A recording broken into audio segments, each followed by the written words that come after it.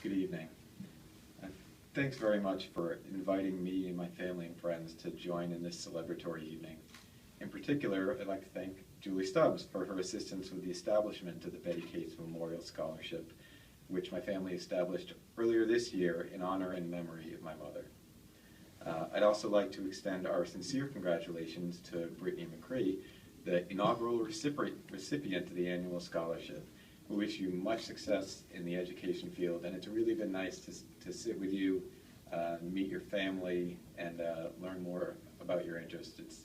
I think that's probably the best part about this evening, is meeting with the students and putting a face to the name. It's really exciting. I was invited to speak this evening to help give context to the scholarship fund that we created and to help explain why it's so important to us.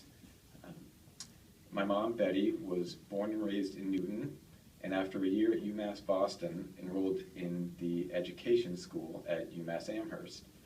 She met and married my father while at UMass and graduated in 1972 with a BA in elementary education. She then student taught in Amherst and Concord, where she taught second and third grades. Then when my brother and I were born, late 70s, early 80s, she took a few years off.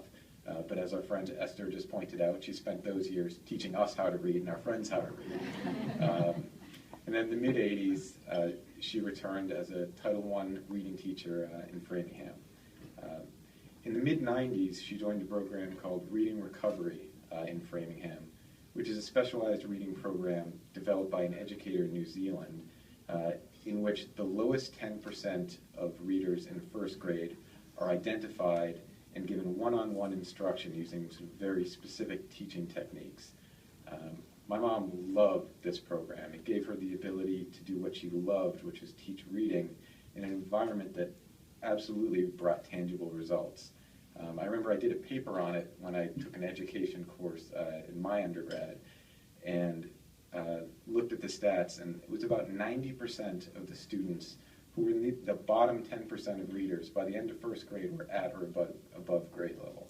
And that's really an amazing thing. I mean, you think about some of these kids who, they're at the bottom of their class, they have trouble reading. If they're always behind, think about how that affects them in second grade and third grade from both an education standpoint and just from a self-confidence perspective. Getting these kids back up to or above grade level, I mean, all of these kids that she worked with had a better future because they worked with my mom in this program. She loved the program, but my brother and I really liked the program as well, because when she was going through the training, the courses were at night, so that meant Dad was in charge, and we got to eat pizza or Chinese food for dinner every time she went to the training.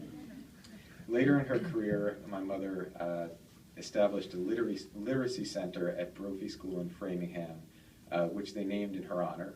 And then I also wanted to note, when I thought about the literacy center, downstairs is a giant bookshelf in our back room that has all of these books labeled with reading levels from like 1 through 12 and all this stuff. Everything labeled perfectly from my mom when she worked with her kids, and my dad gave that to us, and I have 3 little boys who go to my mom's literacy center in the basement. So another one of her legacies. After her retirement a few years ago, she continued teaching reading to students sort of as a side job, and she just loved doing it. I think some people just sort of have that combination of patience and perseverance that makes them natural-born teachers. She developed wonderful, long-lasting relationships with both the students and the teachers that she worked with over the years. For example, she stayed in touch with one student who she had in first grade in reading recovery, and who ended up at the top of her class at Framingham High School, was one of the speakers at graduation, and spoke about my mom and how she helped her so much throughout the years. And they stayed friends through it all.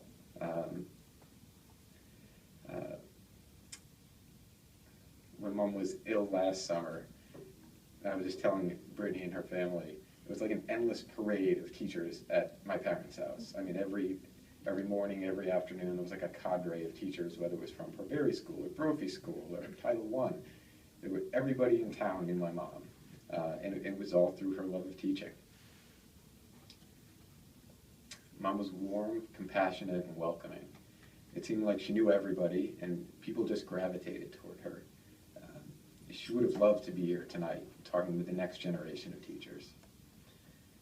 On the way here, I was thinking about how impressionable children are at the elementary school age, the kids that Mom worked with.